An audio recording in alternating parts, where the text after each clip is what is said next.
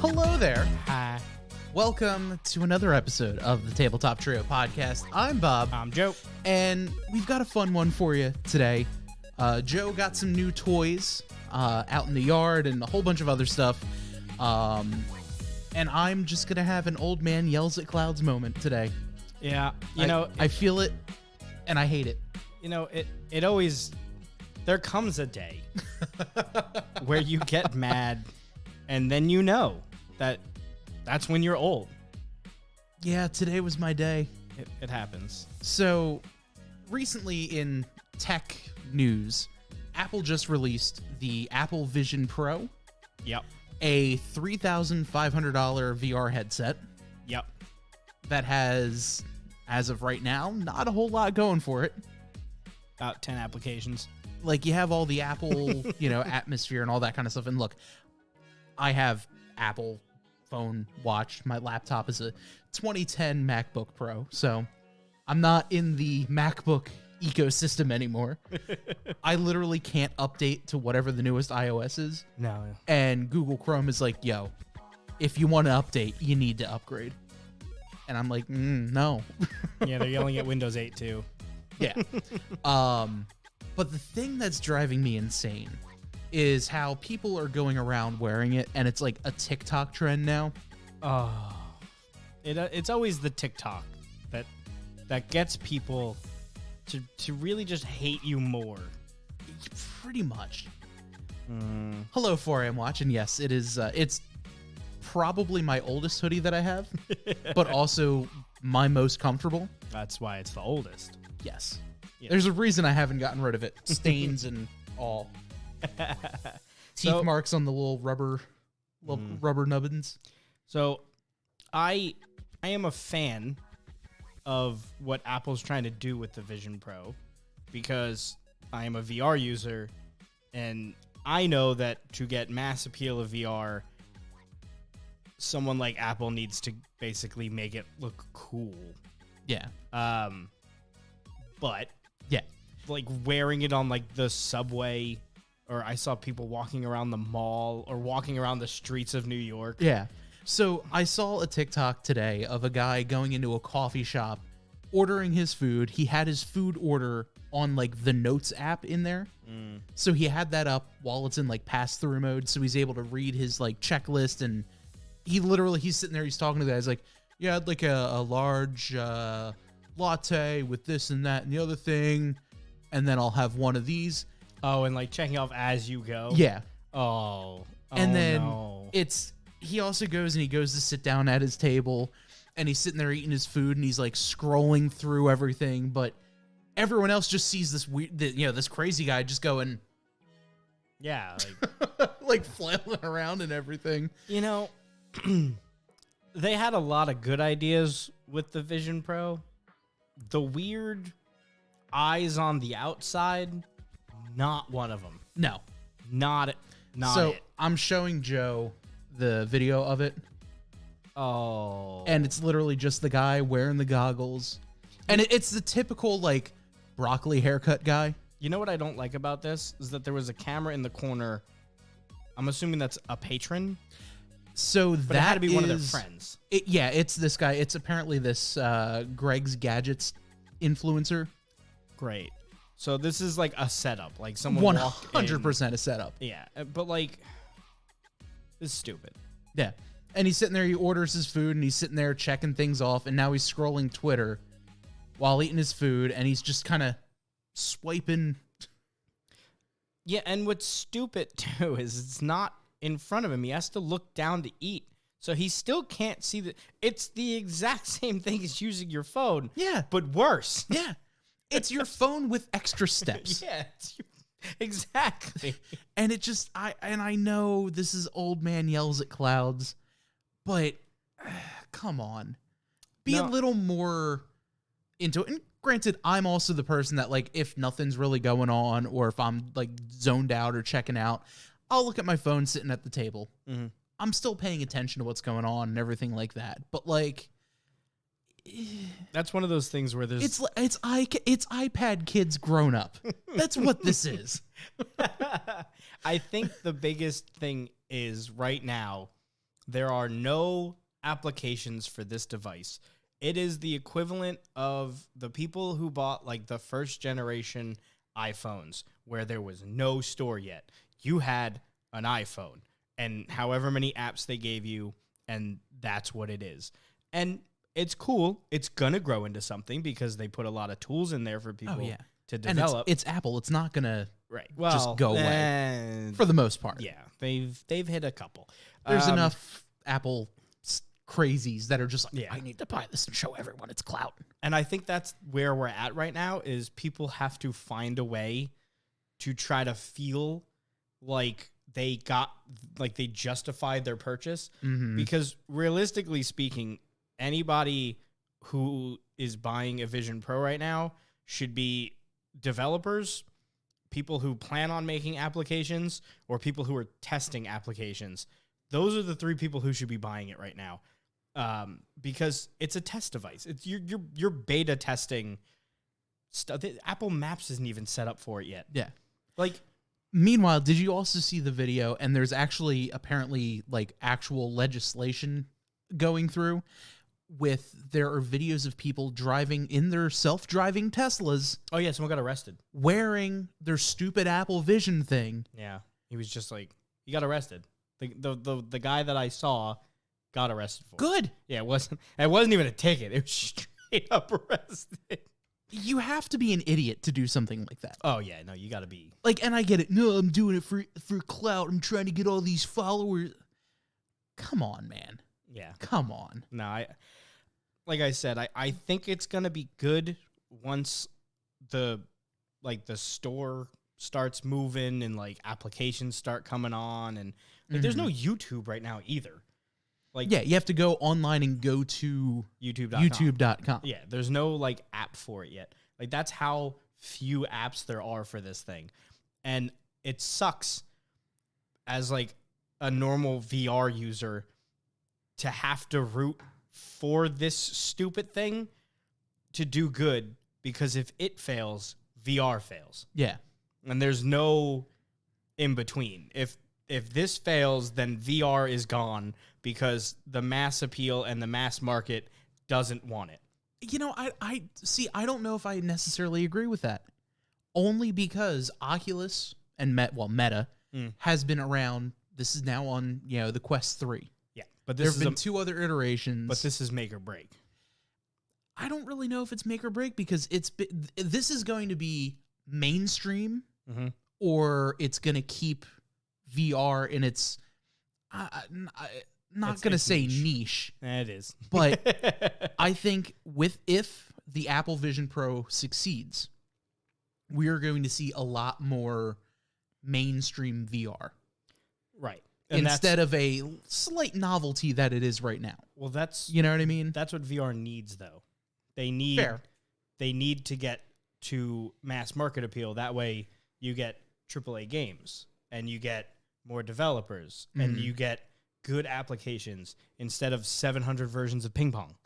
And like, the same 3 different music and rhythm games. Yeah. or like the same 3 apps over and over again. You need, like, Meta's obviously dumping a ton of resources into this, and they made a new game called Asgard 2. They made the first one years ago, and this is the second one, and it's a phenomenal game. Really cool. It's as close as you're gonna get for like a triple A like developed type game. And it's really good. I have it. I played it. It was a good time. It's a long game. It's not like 15 minutes long. Oh, like that's it's good. like a full like hours and hours worth of game. That's cool. And a story. And I feel like the Vision Pro needs to succeed for us to keep getting those. Yeah. Because right now, all of the developers are making like these 15, 20-minute games. Like the Star Wars one was really cool, and you get to be Darth Vader and like choke someone out. But it's like 15 minutes long. And that's the whole thing. And that's why I've been weary of buying games in general, because I have the Quest 2, and it's great. I have Beat Saber and all that, and I see all the different Star Wars games, and I'm like, oh, I want that. Like there was a couple years ago, they had that big push for that one Star Wars game, where you're hanging out with like a droid and all that kind of thing. Yeah, and I'm like, oh, I want that. And then it's like, oh, here's $20. How long's the game? Oh, it's like 20 minutes. Yeah, it's an experience, not a game. Yeah. Which is cool. But not $20 cool. No. And so that's why I'm saying that the Vision Pro needs to succeed to get that mass market next step up. And you are absolutely right then. Because I think if it fails, then Meta's kind of also see it and be like, all right, we're dumping a ton of resources into this, and it failed on that side. Are we going to double down? Or once people get a bad taste in their mouth, they're not going to be like, well, let's check out the other guys. Yeah. It's cheaper, so it's probably better. Like, they're not going to think of it that way. They're going to be like, oh, it's probably worse because... No, it's cheaper. Yeah, it's cheaper. It's, a third of the price. Yeah. Even though, well, like a fifth. Even though, realistically speaking, the sensors-wise, like... So I'm in a ton of Quest 3 forums and, like, Reddits and all that, because usually if someone has a problem... or if you have a problem, someone else has the problem, and it's really easy to kind of like find the solutions. So it's really good for like that, and what games are good, because there's a lot of community in there. So I follow a bunch of those, and there are a handful of people who are like the crazy VR people who did go buy a Vision Pro just to compare the two. And everyone was like, so realistically speaking, the Quest gets you like 90% of the way there in terms of like the camera quality and like the experience. There were a couple things that the Vision Pro didn't have, or that do have, that the Quest doesn't. The main one was, and that's important, the spatial, like it has LiDAR sensors in it. So if you put like a window like up in the corner and like walk around and move or whatever, the window is going to stay exactly where you put it. Oh, that's cool. And that's a cool feature. Yeah. Because if you do that now in the Quest and you start walking around, that window is going to be not walking with you. Yeah, because you're only really putting it like here, right? Like in your point of view. Yeah, you're not putting it in place. You're putting it in front of where you think it would like to go. Yeah, it's on like a coordinate plane kind of thing. That being said, Meta pushed out an update, which has yet to hit my Quest, so I don't know yet. But they did push out an update for that feature. So I was like, this is a good thing all around, because the features that people don't like or don't care about in the Vision Pro, Apple is obviously going to just like start phasing them out a little bit, or not really care as much. But a lot of people were really, really excited about being able to put like a YouTube video up on the wall where your TV is, and then walk around and basically have a TV. So Meta was like, oh, cool. A lot of people use that. Let's put it in our software. That is pretty cool. So, and like that's the kind of competition that they need, right, in order to boost themselves, like because both of them up. Yeah, because there's not. It's Meta, and then you have Vive, but Vive kind of moved and went towards, like enterprise users. They went more towards like professional use. And that's cool and all, but, for most people, it's going to... I could see that get kind of silly, though. For like, professional use. Like, I'm picturing... Because with my job, I work from home. Mm-hmm. I'm on a computer all day. I have 3 monitors. I could always use more space. Yeah. So I could see that working out. As long as I have, my keyboard and all that kind of thing. So I started looking I could see that. There was an app I was like this close to buying. I can't remember the name off the top of my head because I saw it this morning. But it is basically a workstation in the headset. So you plug it into your computer, you run it, and then you have up to 5 monitors, and you can kind of like change where you're at, sitting on like a nice virtual desk or whatever, with like a cup of coffee and blah, blah, blah. But you could have like 5 full monitors running, and your laptop or whatever is like right in front of you. So it's, cool for work. Yeah. I get it for business. But it just, as far as like games and stuff like that is concerned, I don't think there's a single one for the Vision Pro right now. I think the main thing you could do with it right now is just watch videos, and not the fun ones. You don't even get the VR porns. That was like a big thing on the internet. Was like, you can't watch. I bought a $3,500 device. I can't watch porn on it. It was like, well, you could watch like the boring flat porn, but you can't watch the 3D porn.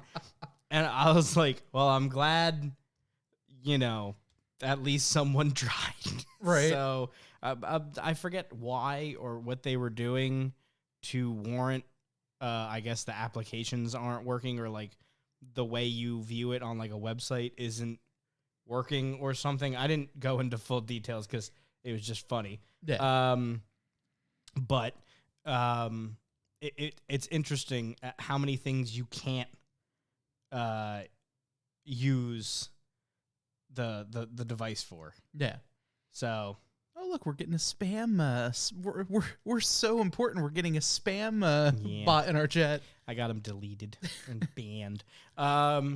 So it's an interesting, an interesting concept that they released it so early that they don't even have like content for it yet. Yeah. But so I was looking at what games are included right now. Yeah. With it.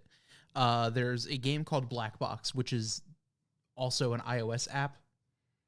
Oh, so there is a thing they're kind of cheating. $20. Yeah, they have like compatible apps, which are just Apple already apps that are on the App Store that just happen to work on the Vision Pro.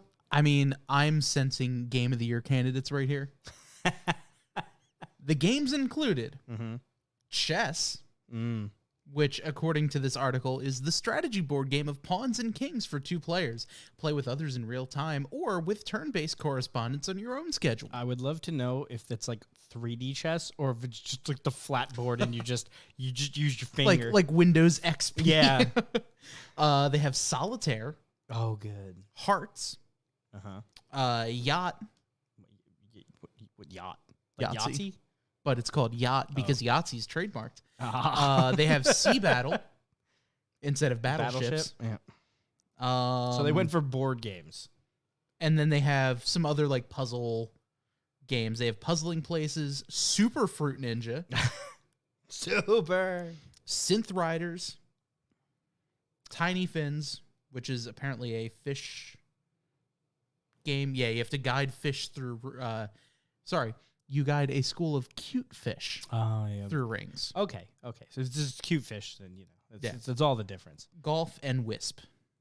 I wonder with golf if it's like golf or if it's like it's probably some kind of AR golf where it's just like because like I know there is a golf game that I have yet to buy on my headset because I was hoping that it would come out on Steam and I didn't have to buy it on the headset, but I might cave and buy it because you could really.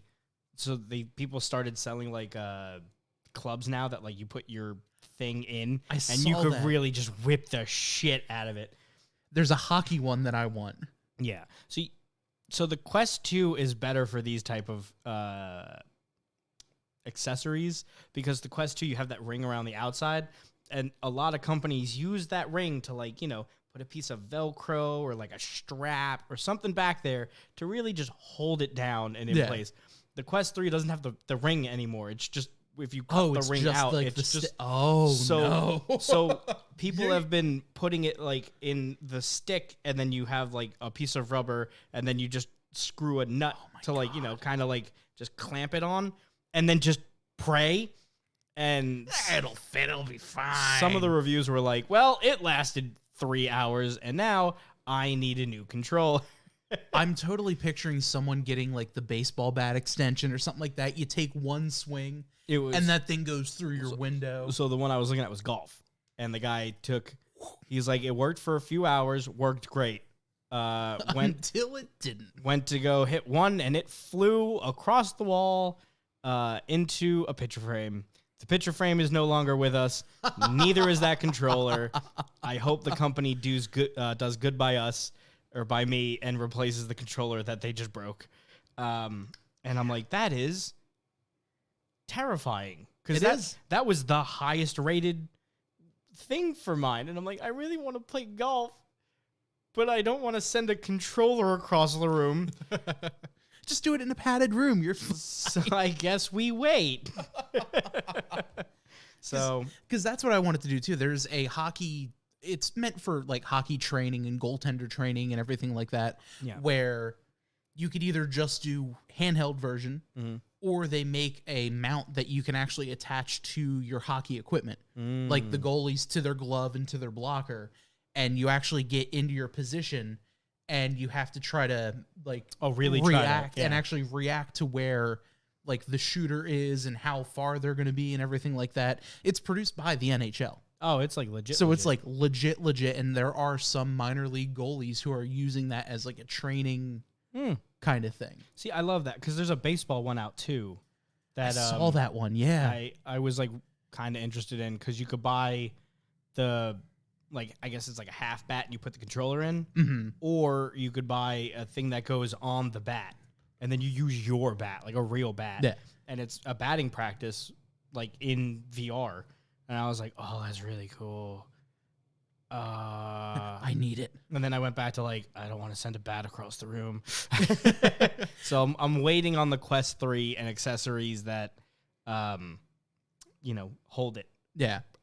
Well, I think this is so cool too because we really are living in the future. Yeah. Growing up, we were like, oh man, one of these days we're going to have augmented reality and all these sci-fi movies and everything like that. And think about where we were from the Nintendo Wii. Yeah. Which obviously not VR. Nope. But it implemented the motion controls and all that kind of thing. You know what's funny? And with the accessories, I can't tell you how many of those damn Wii accessories I had just because I'm like, I can have a hockey stick now. A shit ton of them. Baseball bat, and now look at us. So Sega implemented that. It was actually supposed to be for the Dreamcast. They had a whole slew of stuff to have that kind of system on the Dreamcast. I remember. And then I think Nintendo wanted to use that on the GameCube originally, but it was like not, I don't think they finished it in time. So the GameCube released as is, which is why the Wii was so underpowered. It was basically a GameCube. It was, for all intents and purposes, like a slightly beefed up GameCube. Yeah. Because the technology was already there. They just they didn't think the market was ready. And I feel like it was a fairly lateral move from GameCube to Wii graphics. Right. Well, that's why you maybe could slightly better. That's but why you could still plug in your GameCube controllers and play GameCube games because everything was there already. Yeah. So it was an interesting time. It used IR sensors. It used what your TV remotes and everything used. Well, probably not anymore. Now TV remotes are moving towards like their own proprietary Bluetoothy thing. But no more universal remotes. No, I used to have one on my watch so I could just go to bars and just be like off, off, off. What, you mean you can't use the Flipper 2 anymore? No, it was great. But I think VR, so this was 2016, I got my Vive. I was one of the idiots. I paid a shitload of money. It was fucking Apple users. It was like $1,500 for the Vive. Like, it wasn't cheap. Yeah. At least there were games though when I got it. And I remember I hooked it up here. So it had to be 2019, 2020, somewhere thereabout, like right before COVID. And I had my grandma, who is 99, try VR. Oh. So I put her in one of the scenes. You didn't have to move, and like a big ass like blue whale swims by, and like glowing jellyfish. It's like just an underwater. You're like sitting on a fucking rock, like cliff edge, and you just watch like the fish and the scene move by. That's cool. Nothing scary, no like fucking shark flying by or anything like that. Like it's just like no jump scares for grandma. Yeah, no jump scares for grandma. Well, there's the episode title. And she kept saying like, "Oh my god, this is like what they promised at the World's Fair, like in the 1930s. Yeah, like this was gonna be the thing. This is gonna be." And like one of us had to like hold her but like I gave her the controllers, so she was like reaching out and like you could like kind of touch the fish and stuff like that. And she was like, "Oh my god, it was like the World's Fair. This is what they promised us. This was the future. Oh my god, it's right here, and everybody could have it." And I was like, "Yeah, like that's cool as shit. Like to have a thing that people just literally dreamt of in the 30s. Yeah. That would never exist, and now it's a thing that does exist. Yeah. And it's only gotten better. Yeah, we're in the future. Yeah. And that is the coolest freaking thing. So, I guess that leads to one of the apps I've been playing, which has been a lot of fun, called Paradiddle. I have heard so much about it, but I know nothing about it. So, Paradiddle is a VR game that is basically the Rock Band drums, just the drums, except there's no drum set. You use the controllers. So that's you cool. put the drums where you want to put your drum set. You can kind of infinitely adjust it, height, how big they are, where they are, stuff like that. They have so many drums too. It's not like here's like your regular drum set, have fun. Like I think there's like 60 drums or something for all different sounds and like cymbals and everything like that. And if you have a real drum set, like an electric drum set, you can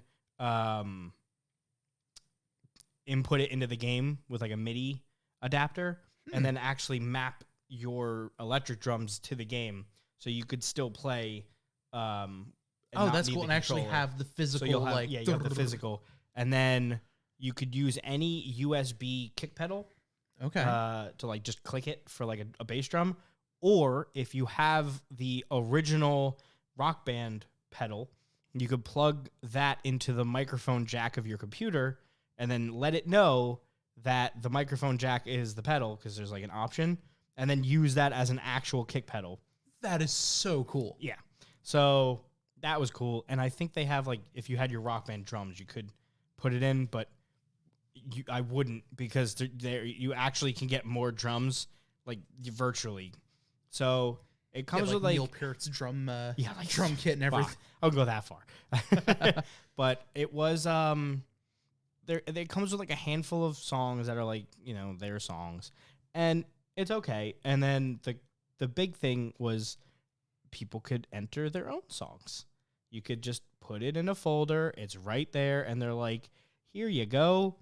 Here's all of the songs you could just put there, whatever you want. It's just, if you feel like making a song, it's over there." And then that's when everyone was like, wait a minute. You could just take all of the Rock Band songs that exist and everything like that and put it into the game and just like, and then you have it. So I'm going to be messing with that a little bit. But in the meantime, I was just like testing it and I wanted to see how it was. So I was playing the game, the songs that it comes with, just the starters. Yeah. And I didn't have a pedal on me because I was just testing. So I had it set to like, auto kick for me. Just use the auto kick, and then I'll handle everything up top. Yeah. And I'll do the arms, you do the feet. Yeah. And I kind of got lost. I forgot that's so cool. That I was, and you have like the highway in front, just like Rock Band and everything else, but it's like off in the back. So like the drum set's in front of you, and they have like 4 locations. You can play at like a jazz bar. You can play at like a hotel. You can play. I think there's one on the moon. So it was just, I started playing a song, and it was like novelty at first. Like, oh, I'm just clicking the button, and like I'm in the air and nothing.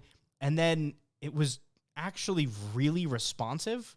Which is what I think got me. Is usually in VR when you're playing like VR type games, like the shooters and stuff like that, there is not a sense of realism because the graphics are a little meh, and like, you know what I mean? Like you know, until I get that be active thing where I have like my head vibrating and stuff like that, but it's not there yet. So with this, it was like, not that it's not cartoony looking because the drums don't look ultra realistic or anything like that, but you're playing and there's like no lag time, which I thought there would be. I thought there would be a heavy lag time because you're swinging pretty quick. It's a drum set. Yeah. So I thought there would be like, I could fake it out with like a fake drum roll or something, and the cameras would be like, "Bleh," but oh god. But that it didn't happen.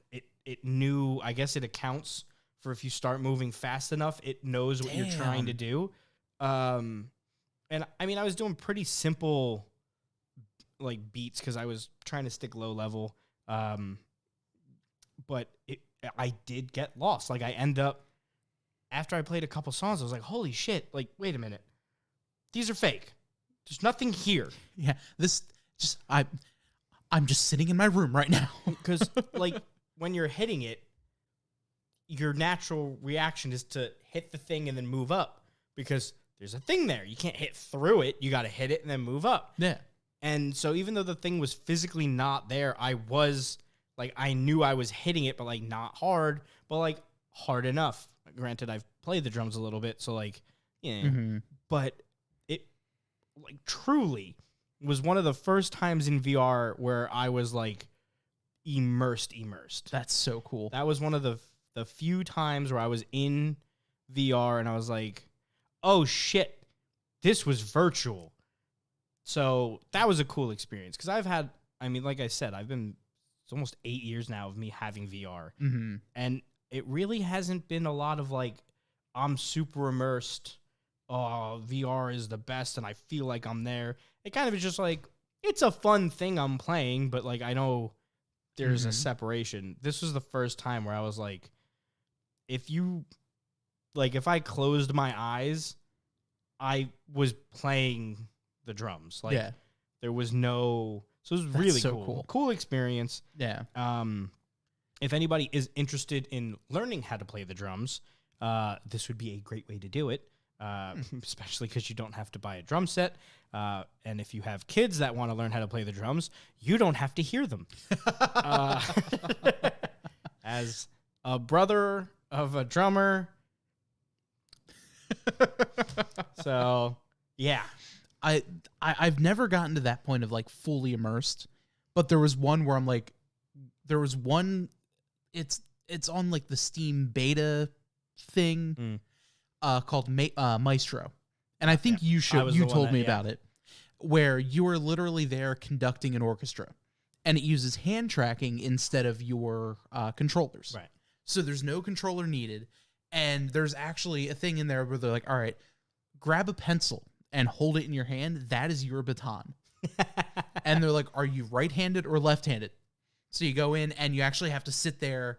You're standing on stage in front of this orchestra, crowd behind you, and you're actually, keeping your time and everything like that, and like cueing people while still having to do one of these, keeping your time and like having people hold it up and like cut off their music and everything. Yeah.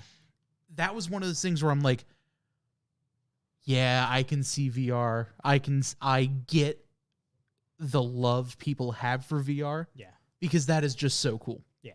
Because I'll sit there, even when I'm just regularly listening to music, like, and I'll just sit there and I'm just unconsciously just 1, 2, 3, 4, and like timing everything out just because I was a giant fucking band geek throughout school.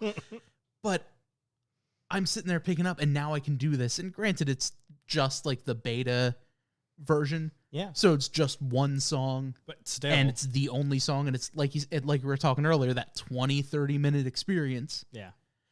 But that was one of the coolest things I've ever done in VR so far. Yeah. Like there's things like that where like the racing is obviously immersive, but it's also steep to get into that. Like you don't just pick up your headset and you're like, all right, I could go do that now. It's like, nope, you need a wheel, you need a chair, you need a PC that could run all of those things. You need pedals. Yeah, so that's like a steep So like, yeah, obviously it's going to be immersive, but also it's because you paid for it to be immersive. I like the experiences that are starting to come out now, like the games where like it's starting to feel like a useful, real thing. Like I've been going back to that arcade style shooter that I keep telling you we should play because it's 2-player. Because it's fun. It feels like an arcade game that's real. Like it doesn't feel like a cheap, like not knockoff, but like a lot of the VR games are like, oh, it's VR, so like that's the cool thing. Like here's ping pong in VR, and like it's like the novelty games. Yay! And I feel like we're finally starting to get over novelty VR games into real VR games. Yeah. Like I was playing one that was like a climber. You have to climb. Oh god. And nope. Well, there's a couple that were cheap and they look okay. I was like, yeah, it's all right. Like I don't like heights. Well, then there was one where it was really good graphics and I had to climb, so I was climbing. So I was just moving my hand, and then I had to go over there, but I couldn't jump, I couldn't walk, so I had to climb it. So I started climbing, and then I looked down, and I was like, oh, that's far. Oh, that's real far. And like the game let you kind of go anywhere instead of like climbing on like the one climbable area. Like you could actually move around. And that's cool. So like if I wanted to put my hand over here to move over, I could have. Yeah. And that was impressive. Like I'm glad we're getting to that point where it's not like the guided VR, where it's like, this is the game you're going to play, but like, stay on this track because it's like a roller coaster. You have to stay here to do the thing. It's like one of those like House of the Dead at the arcade. Right. Well, where it's like a rail game. Right. So that's the arcade style shooter that I've been really enjoying. Is basically Time Crisis, but in VR. So you could actually like... Oh, I'm totally down for that then. Yeah. So I am absolutely down for as long as it's not like jump scares and horror. No. I'm in. It's not jump scary, but it ended up like I work out a fucking sweat because you have to like, just like in Time Crisis in the games, when you let go of the pedal, your guy goes and like ducks for cover. Well, there's no pedal, so you have to go duck for cover. So I'm over here like, crouching on the table, like crouching on the floor, and then lifting up my head, and then fucking moving my hands, and like you could one-hand the gun, but it's not as accurate. So you could just be like bang, bang, bang, bang, and then hope for the best.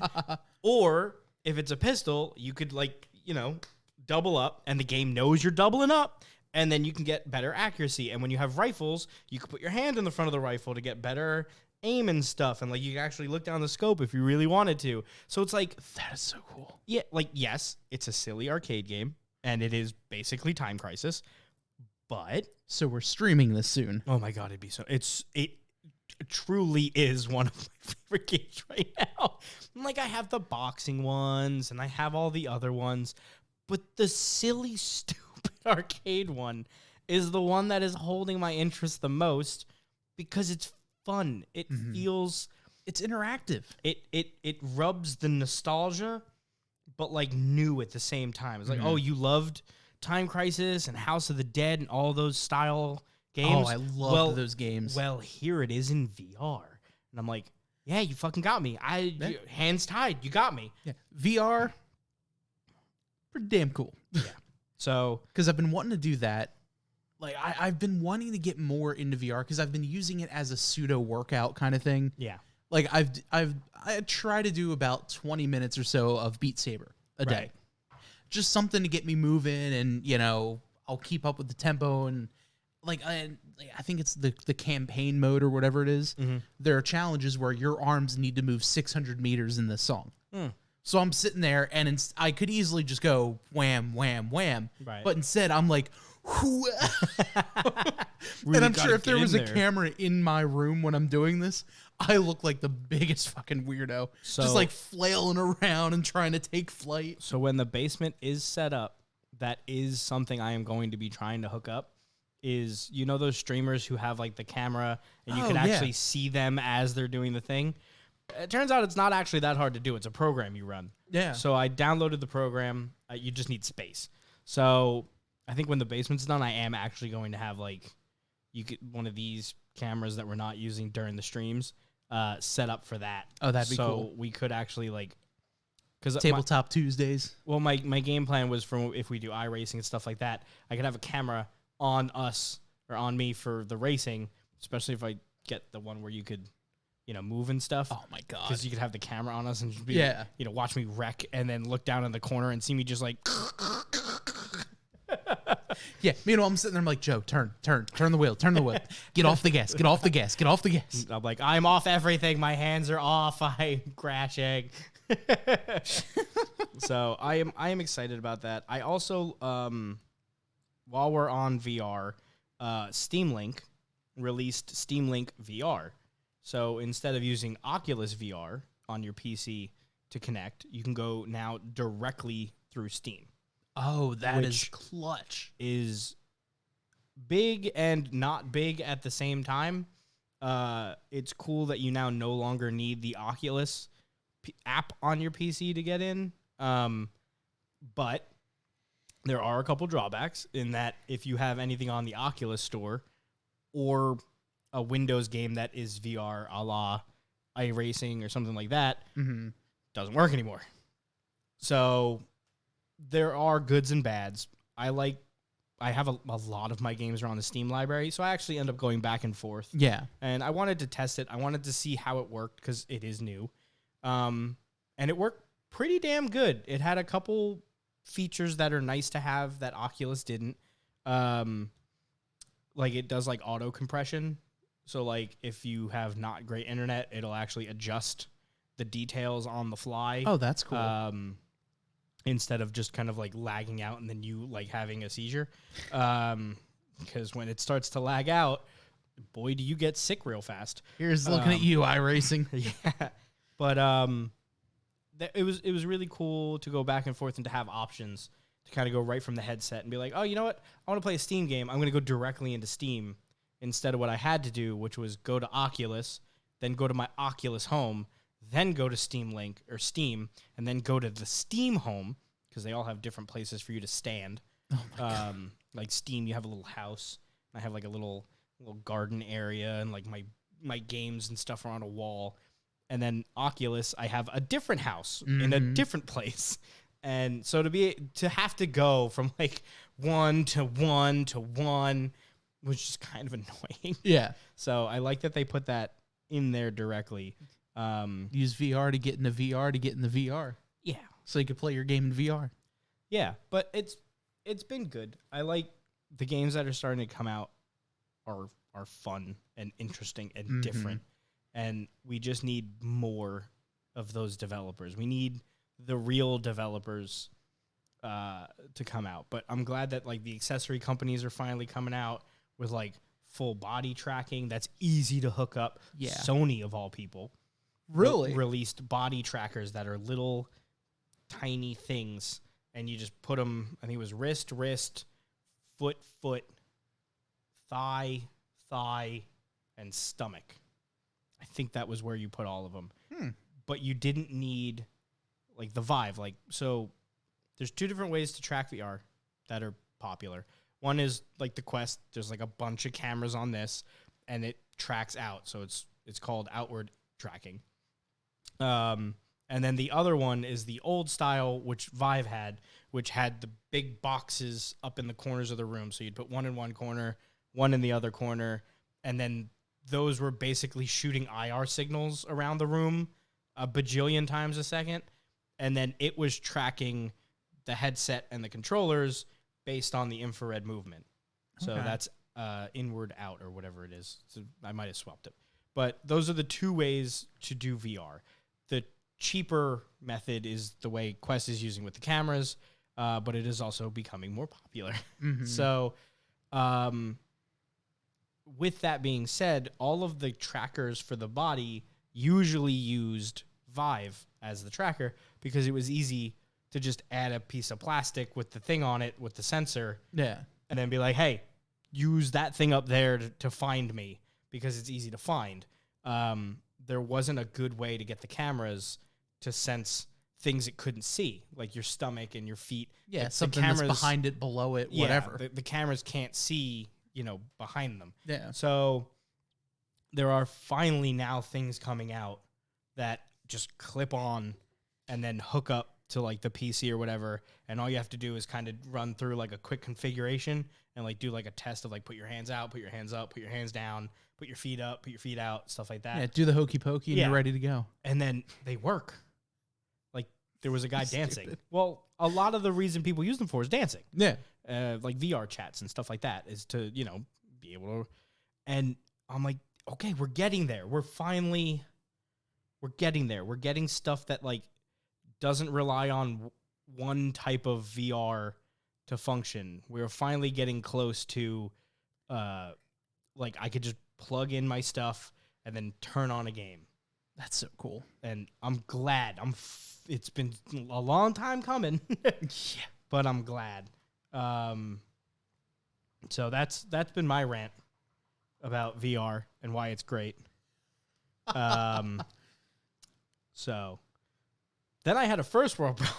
Oh God. Here we go. So my wife got laid off. Mm-hmm. She had her work computer in her office next to her regular PC that I got her. And she's like, I don't want the monitor anymore because I'm not going to use it. I'm like, but it's an ultra wide. And she's like, yeah, but I'm not going to use it. I'm like, but do you want to replace your 2 monitors with the 1 ultra wide? She's like, no, the 2 wide ones technically are more. And I'm like, yeah, that's technically correct. Okay, well, I guess I'll bring it downstairs. And then I started like, okay, but what am I going to use it for? I already have 2 27-inch like gaming monitors, like 165 hertz gaming monitors. Yeah. And then I have my 20-inch that I turn sideways for like chats and stuff. I was like, I could, I guess, put the ultra wide in the middle and then do a 27 and a 27, but that feels excessive. And the ultra wide is only 145 hertz, not 165. I'd be losing like 20 frames a second playing like FPS games. So then I'm going back and forth. I'm like, oh, but my main monitor was like $700 and my other monitor was like $600 and this one's only $500. So like I went back and forth and I'm talking to my wife and I'm like, but my desk isn't big enough. I literally can't fit all 3 of these. Like this isn't like a theoretical problem here. It physically doesn't fit.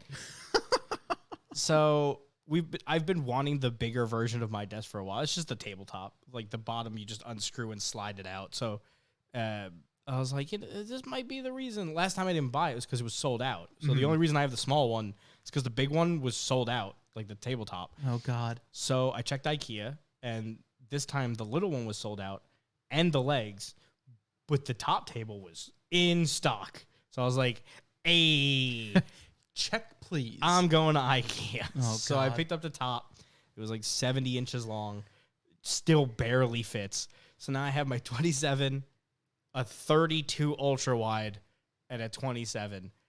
And for those who don't know what an ultra wide is, it is like basically having 1.5 monitors in one monitor. I love my ultra wide. So it's a 3440 by 1440p ultra wide. And then my other ones are 2560 by 1440. So my entire setup is 1440p. So it like moving things back and forth doesn't like shrink and expand and shrink and expand. So what you're saying is you're going to buy a desk clamp for your wheel and now race in triples instead of VR. It would be so far. You're in the car. They're all slightly curved. So it is like, yeah, it would be wrapped around. It just puts you in the car. Yeah, it would be in car. So that was one of the things that I was going to bring up. I'm like, I haven't used the ultra wide yet for any racing kind of thing. Like, I haven't turned on a single racing game to see how it is. I did play Counter-Strike, which was weird. I am not used to having that much field of view in a first-person shooter. It kind of feels like cheating to be able to like just like this person wouldn't exist in a regular monitor. You have fucking peripheral vision. Yeah, I have first-person shooter. You do, because if you think about it, it would end here, right? That's like a normal monitor, but I don't end here. I end here. So that little bit is someone who can't see me. Yeah. So it's been a weird adjustment because I've never had an ultra wide before, especially for gaming. I haven't, I stick to more traditional screens. So to switch to an ultra wide and then play the games that I've normally been playing, and like I've been playing Power World, and like that's when I realized most games aren't set up for ultra wide screen because there's just big black bars on all the menus and stuff like that. The first time I noticed something like that, I've been in a big Starfield kick. I love that game. I know it gets a lot of flack, and some of the criticism is very true. But the time I noticed something was off is every time I go into any of the menus, like the crafting menu, even when I pause the game, it actually condenses everything. Oh. Sometimes I'll get a black bar, but there was a new update where I don't get the black bar anymore. It just kind of, you know how when you're watching the news and they play a vertical cell phone video and it kind of blurs the corners? Yeah. That's essentially what it does. So they fixed it. They fixed it by just kind of adding a little fuzz to the sides. we quote fixed it. I mean, it's Bethesda. It just works. Right, of course. I love glitches in Bethesda games. It's amazing. Yeah. Speaking of, Power World is still very much alpha because I went and I smacked a PAL with a baseball bat like one of these days and sent it into orbit. And I was like, oh, guess I'm not catching that one. And then one of my other friends was on my server and was beating a PAL to try to catch it and then beat it into the map. So he couldn't get it.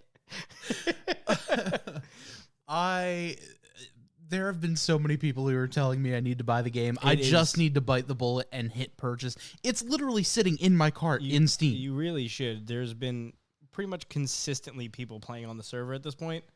Like my girlfriend's brother has told me to buy it. Yeah, it's fun. You have told me to buy it Several times. My brother has told me to buy it. Yes. The internet is telling me to buy it. Correct. It is fun. It is truly a lot of fun. It's like I told you, it's like Valheim meets Fortnite meets Ark meets, I guess, kind of Pokemon. But it's fun. Graham got it. So as a gift for him playing the game, when he logged into the server, I gave him one of the Syndicate literal people, like human. And I was like, here, Graham, this one's for you. This is to make up for lost time. I taught him an electric move because I thought it'd be funny. Oh my God. And it turns out you can teach the humans any move you want. So that has horrifying ethical just a little bit. ethical questions, but Yeah. you know. But it's been a lot of fun. That's awesome. That's all I'm saying. It's a lot of fun. I might have to buy that when I get home. Yeah, you might. I might. I got to record one more race for my YouTube channel, and then I'll be done for the week. So I might have to do that. And then we got a race. There are so many things that I've been wanting to stream here on the channel. Yeah. It's like, I'll do my races and I stream them on, whatever. I'm not going to put any iRacing on this channel. Well, of my own. I'll put Joe's, not my own. Arguably way worse. But we both love Clone Hero. Mm-hmm. So we need to definitely do a stream of that. Oh, because Rock Band, I think was last week. They finished. It's like done. Yeah, they announced their very last final DLC. Yeah. So I found a guy on Reddit who has all of that DLC that someone has been up to date keeping on Clone Hero. Oh, damn. But because they are still active development, they haven't released it on like there's like a big Excel document that's on Google Docs that basically has like all the links of where to get like songs for Clone Hero. it has not been on that list because it's active development and they didn't want to get in trouble and, Understandable, yeah. But someone shared that with me. So I am up to like 11,000 songs on my Clone Hero. Holy shit. It is at the point now, and I found another website today. It's like Rhythm something, where it's like more put together songs. Okay. Because the thing with Clone Hero is a lot of people put them on like Expert Plus, Expert Plus, where like, not everyone's going to play them. Yeah, and then, where it's just yeah. And I have, to be fair, I have some of those. But I like having the ones where like everything is in there, because eventually I do want to be able to plug in my electric drum set and then use that for Clone Hero, because that is something you could do. Yeah. But not a lot of the songs have the drum part. I found out this one website basically is like a more put together version of like all of those Excel documents, and you could actually collect like all of the songs with all of the instruments and not some of the instruments. So excited for that. Mm-hmm. But yes, Clone Hero has been updated. I will share my I need to read, because I never re-downloaded Clone Hero on my current PC. So I definitely need to get that. But yeah, we got to do that. We got to do Pal World. Yeah. There's a lot of other games. We need to finish Baldur's Gate 3. Oh, yeah. Because I don't even think we made it to Act 2 yet. We didn't. No. There's a lot more chaos that needs to happen. Right where we left off is where I have stopped playing Baldur's Gate. I have not played it. That's the ADHD problem of like, I can't play games alone because I get bored. Mm-hmm. So it's one of those things where I need another person to play those type of games that are like story driven, because even though it is fun and I was having fun, I literally can't play it alone. My brain just doesn't let me turn it on. Yeah. Like, I need another person. I am almost the exact opposite, because I feel like I'm a burden when I play games like that, because I am the hoarder pack rat who goes around to open every single barrel. And I mean every barrel. I do the same thing, though. I just say it quiet. I do it quietly. So, like, I don't even want to know how many hours I put into my first playthrough of Baldur's Gate, just because I would go to every single box and pick something else. And I put off doing the main missions until I've finished every single side mission. I'm probably a good 70-ish hours into Starfield. I'm finally getting around to like the third act of the game. Because I've gone to all the different side missions and all the different like faction missions, and when I turn on a game, it's basically like a shot clock has been activated. I have X amount of days that I'm going to enjoy this game. I need to pack in as much time as possible. So I need to go as far as possible, as fast as possible. Because if I don't finish that in like... So you're speed running without the speed.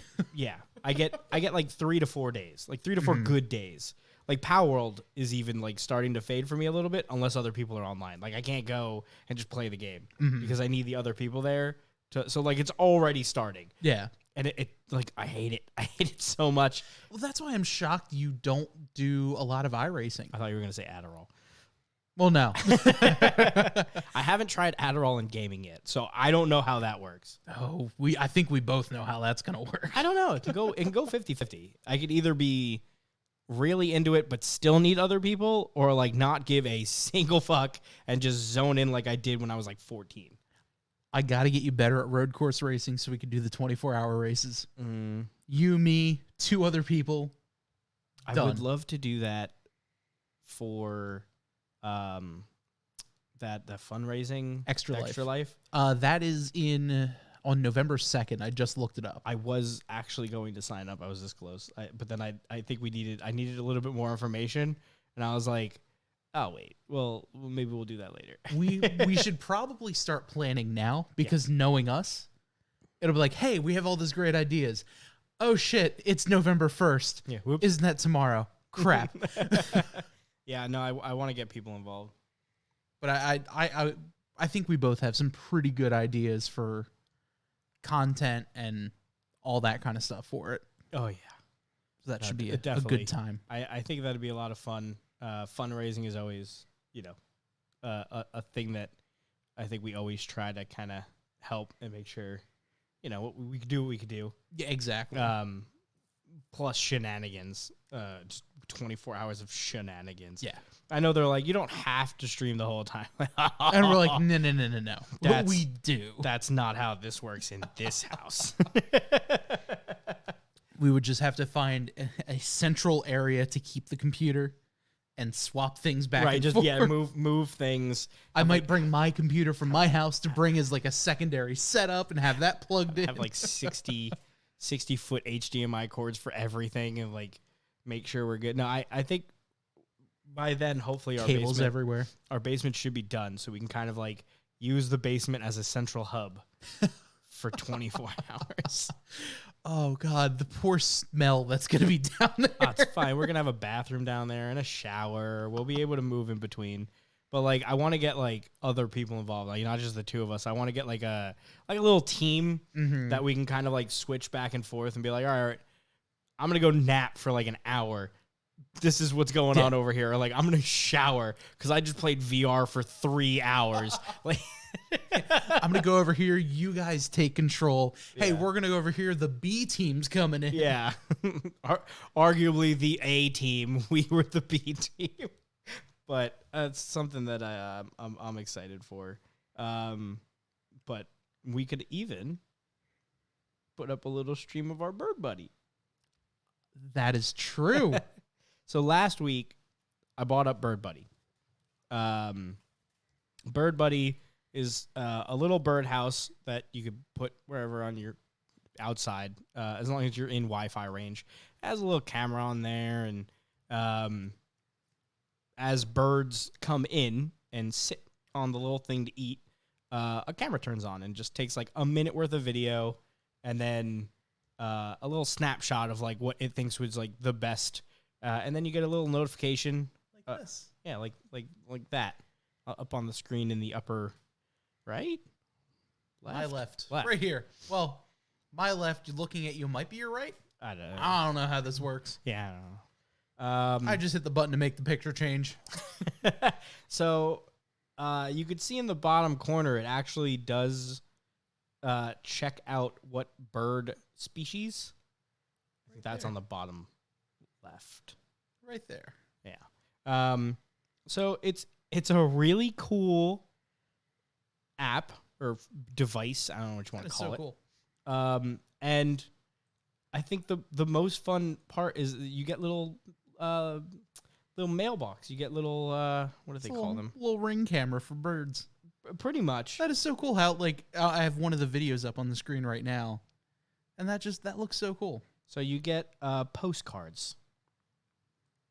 So through the app, you get a little postcard when a bird comes in and eats some food and gets a little photo taken. You get a little postcard of the photo of the bird, and then like 58 seconds worth of the footage of whatever was on there. And it looks really good too. It's not like a shitty 2 megapixel webcam. That quality is good. You get you could really see the details of the birds. Look at that. Oh, hello, friend. And what I've learned, or what we've learned, is bird food really changes the type of birds you get. I thought you just put bird food out and then you get birds. Turns out the food that we put up, finches really like. So we've been getting pretty much nothing but finches because this is the food that we got. I wish I had the company name. I ordered a pole, like a big cast iron bird pole feeder thing, and the company is it's like the Micro Center of birds. Birds aren't real, so that makes sense. Yeah, if that makes any sense, it's a bird pet supply store, but I think mostly for birds, and they do have stores around the U.S., but not a lot of them. So it's like the Micro Center for bird supplies. That's so cool. but they ended up having like one of the best rated like poles that like this thing kind of just fit into. So I got it and modified it. I needed a hacksaw because there's like a little bird on the thing that I needed to cut off to fit ours on. But with my order, they ended up giving me like a 5-pound thing of like bird food, which That's cool. Like completely unnecessary. Yeah. Nothing I ordered. I just ordered a pole from them and that's pretty much it. And like a little ground thing. And they ended up giving us like a bag of bird food or like a little note that was like, let us know if you need anything else. Welcome to our store. Stop in if you need anything. That's so cool. It's like I didn't realize that like bird hobby was big enough that like there are dedicated stores for bird. Oh yeah. Pet supplies, just bird. Birding. Yeah. So that was really cool. So that's the food that we put out there was like their food. And it turns out finches. All finches. Well, the eastern goldfinch is the official bird in New Jersey. So we haven't gotten a gold one yet. We've got a lot of red finches, a lot of house finches. That one's really pretty. No idea. We got a purple finch, which was weird because on the camera it looked red, but I don't know. But it's interesting that there are so many different uses for tech stuff that like we're getting smart bird feeders and stuff like that. It kind of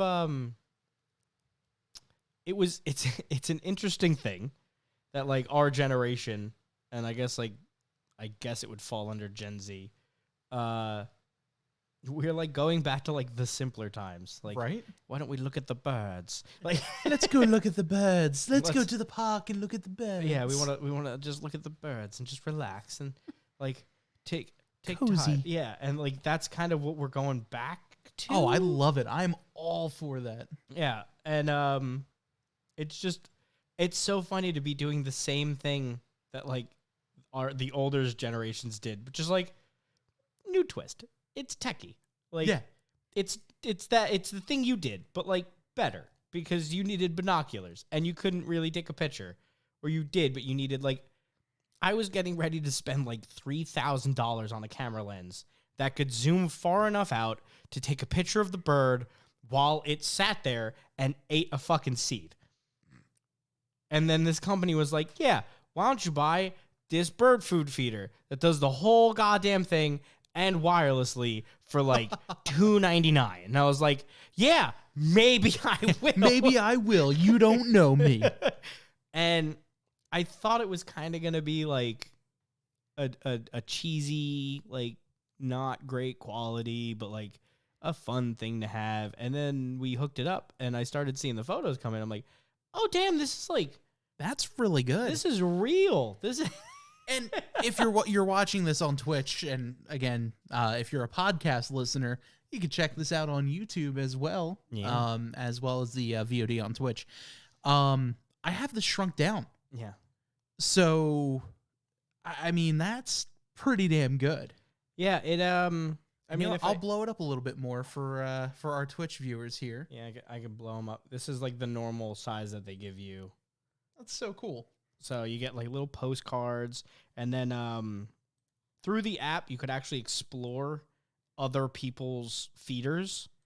Like you can go to like here's Hawaii. You can kind of just go and visit Hawaii. Wow.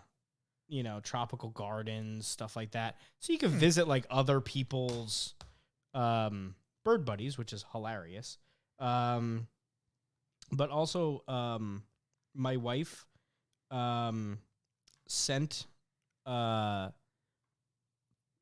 think 3 of her friends invites. So at any given time, they could just log in and check the bird buddy. And that's so cool. And so when they get when we get postcards, they get postcards.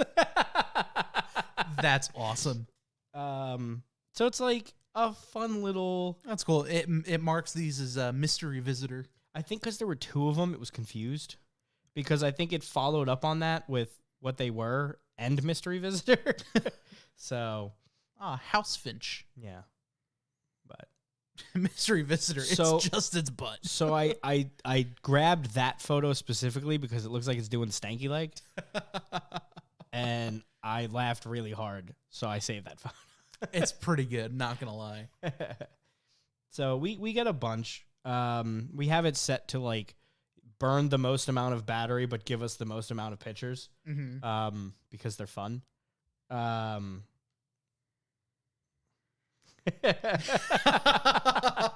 Yeah, we're being spied on by the bird buddy. Yeah. But it's a fun little gadget, and I like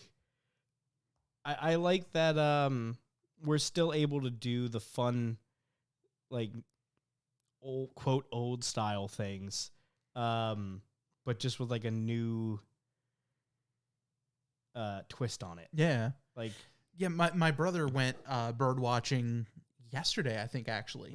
like He just took our dog for a walk, went to the park, and brought his binoculars and just kind of to see what we can get. walked around, saw what he could do. He's like, yeah, I saw a few birds. I was looking at one. I was watching one, and my dog decided to jump off the little boardwalk that they have going through.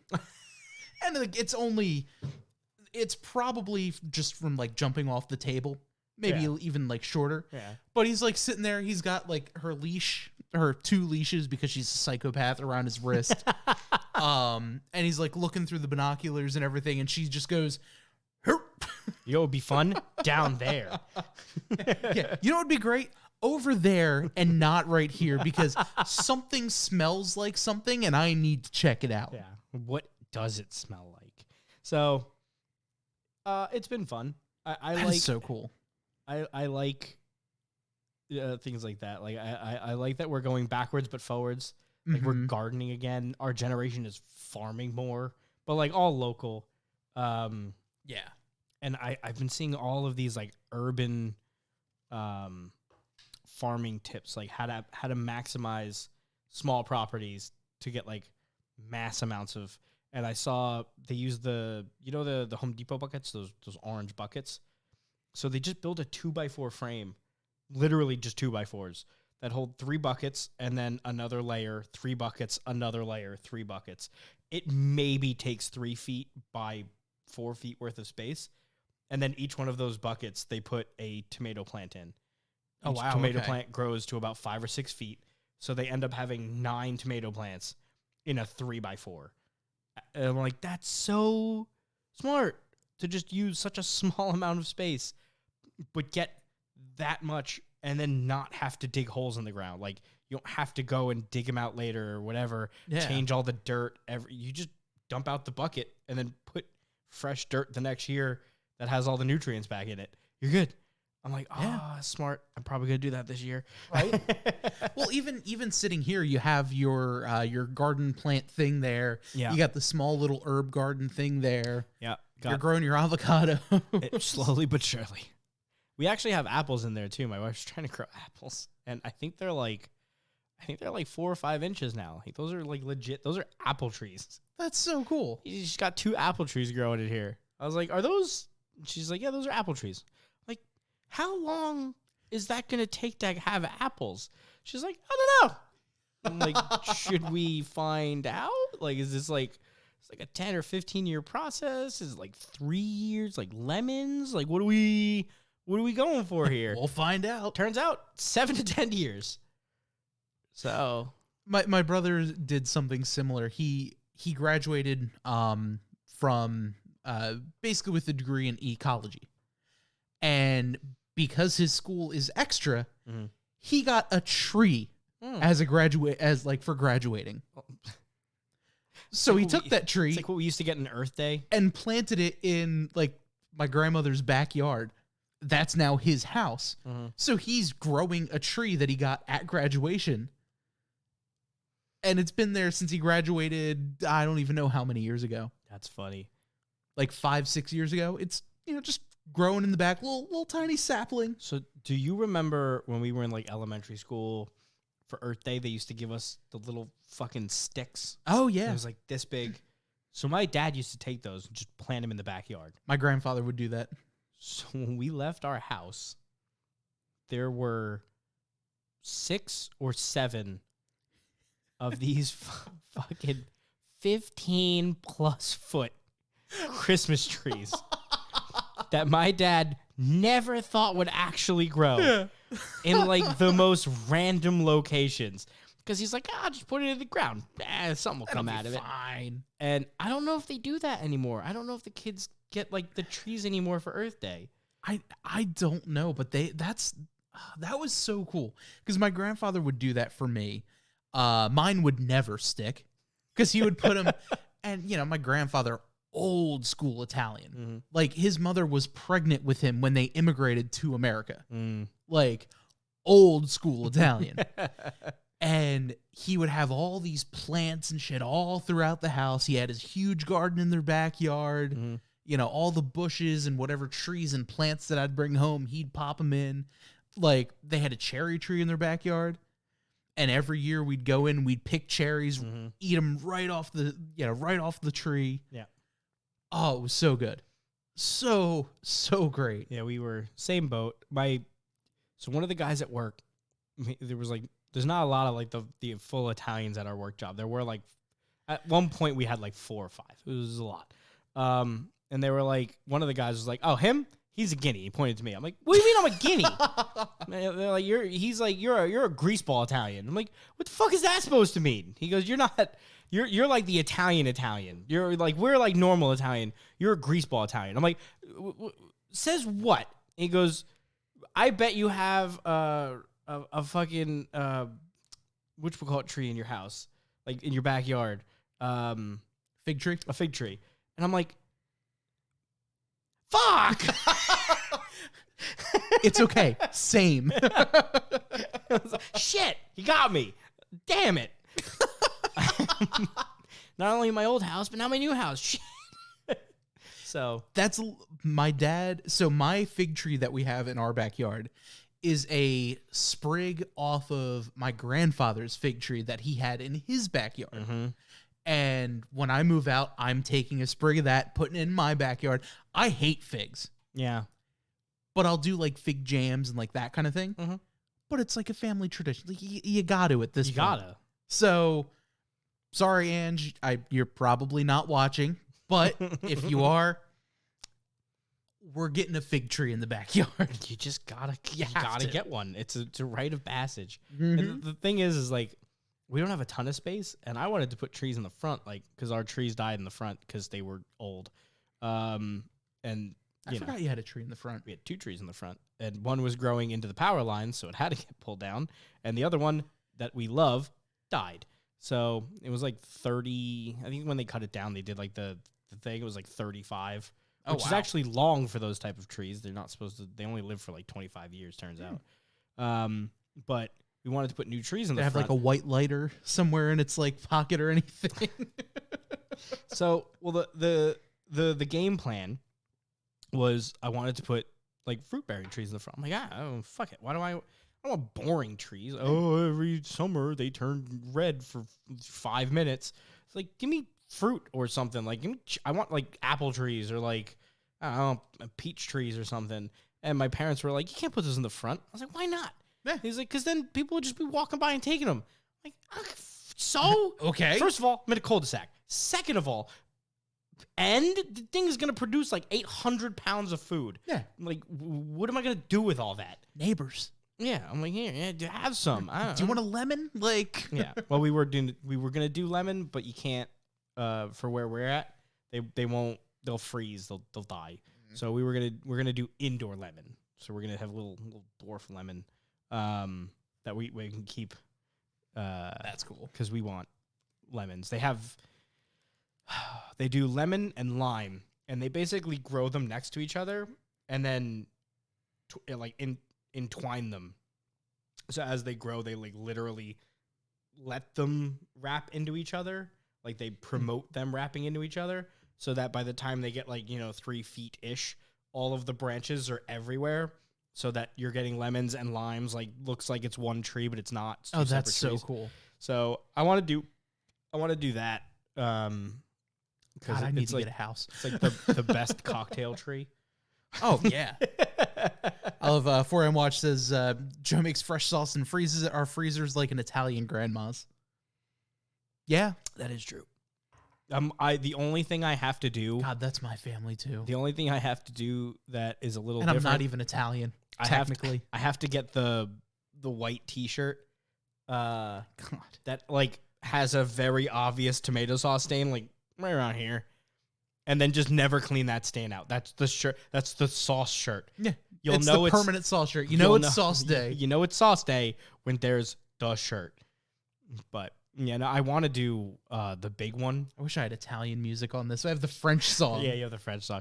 I want to do like the big sauce day where like you collect like God knows how many pounds of the plum tomatoes, and then you need like a friggin' 3 times the size lobster pot to like just cook sauce outside. The one that's like this big. Oh no, the one that's like so straight up cauldron. Yeah, it's a cauldron. it's a cauldron. Cauldron over some open wood flames in the back. Well, that's the only way you're gonna get heat on this bitch. Yeah.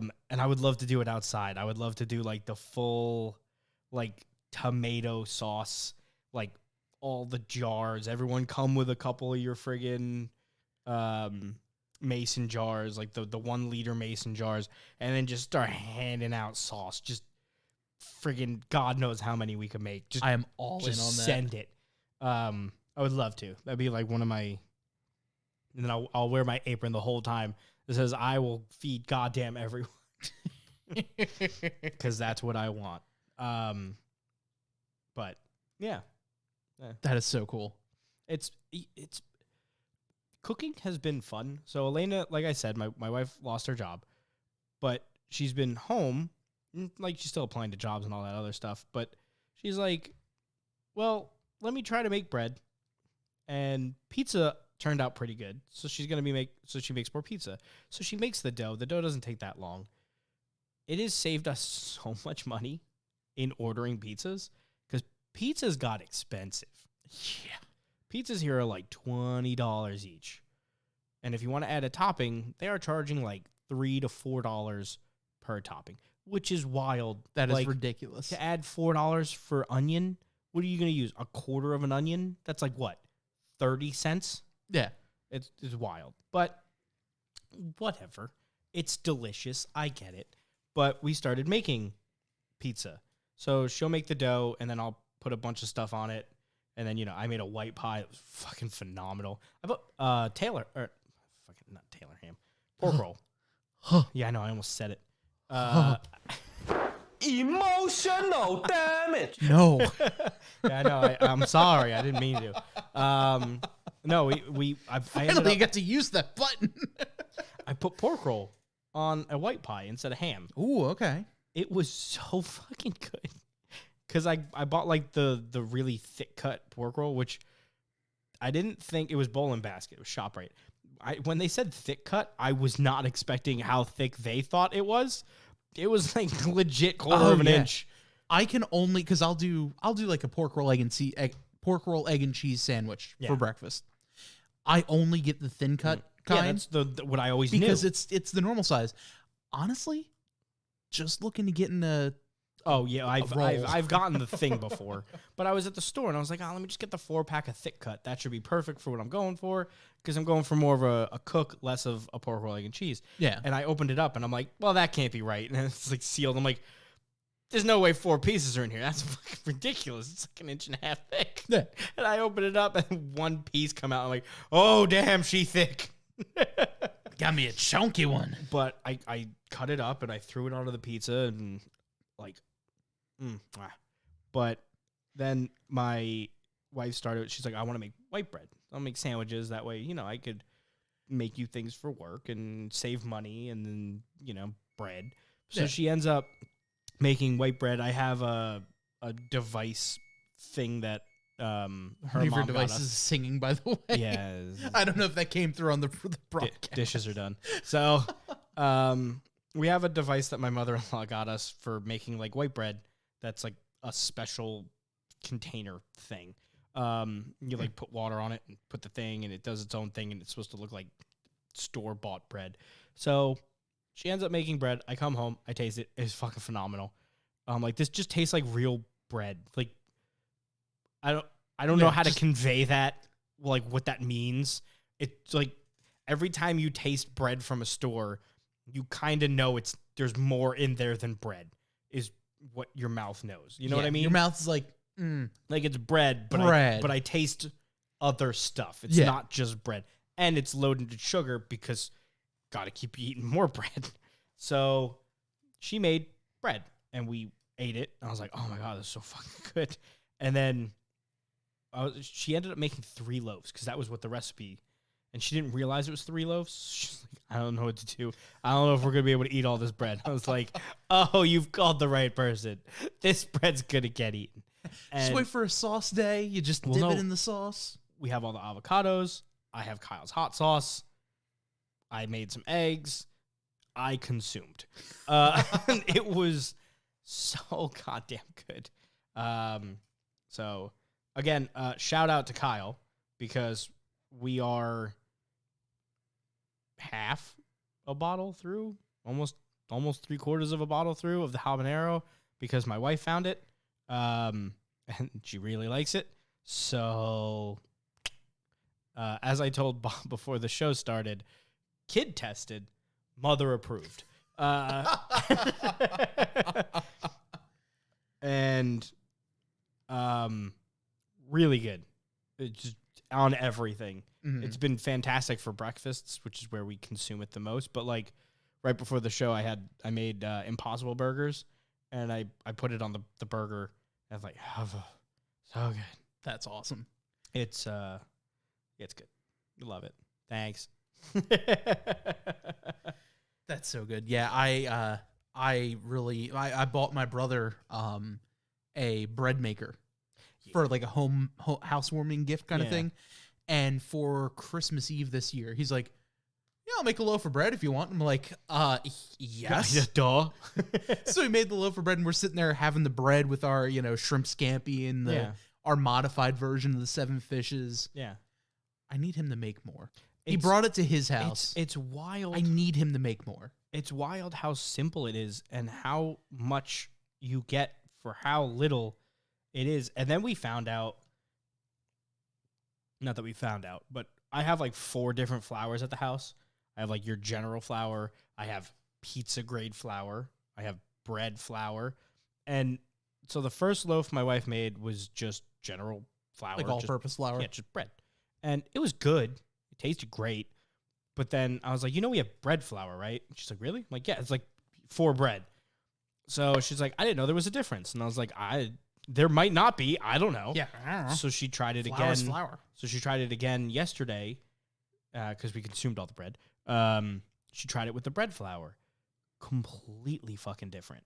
Wow, okay. It was like more airy, looked more like white bread, was a little bit more spongy, like completely different.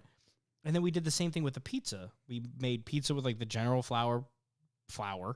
I was like, no, we have pizza flour, like the 00. So 00 is like as fine as you can get flour. That's what you're supposed to use for pizza, I guess.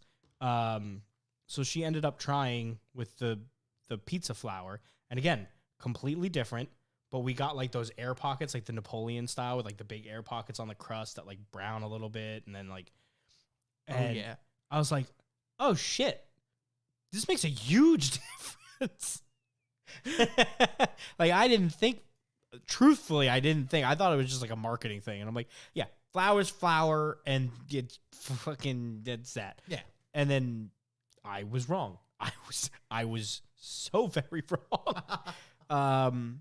So to all you people out there who are baking, if you're trying something different, a lot of the recipes do call for general, just because it's probably what most people have.